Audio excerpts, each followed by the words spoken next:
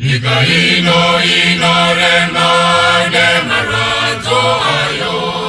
yakazarane shirwerene kutambudzika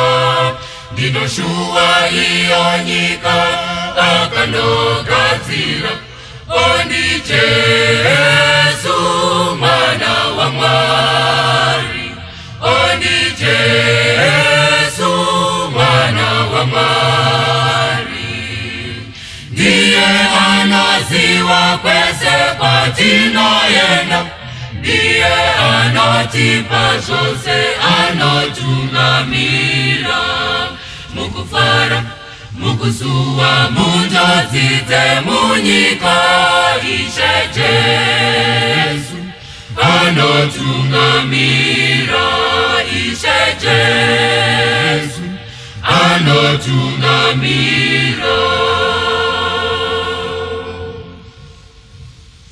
Masarangu washoma mambo Jesu ouya uzotora wakanaka kuyenda kumusha ndinodisa kwenda kumusha namponesi Jesu oni Jesu mwana wa Mwari oni Jesu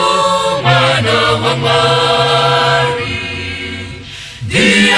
anosiwa kwese kwatinoyenda ndiye anotipa zvose anotungamira mukufara mukusuwa munjodzi dzemunyika Ishe Jesu anotungamira Ishe Jesu anotungamira Tamirira kona chiso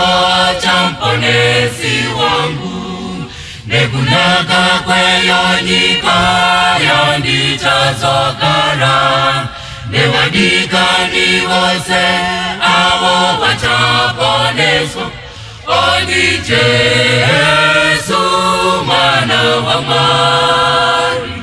oni Jesu mwana wa Mwari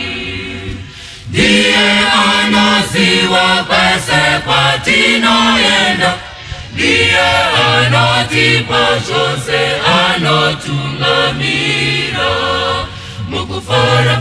mukusuwa munjodzi dzemunyika Ishe Jesu anotungamira Ishe Jesu anotungamira Ishe Jesu anotungamira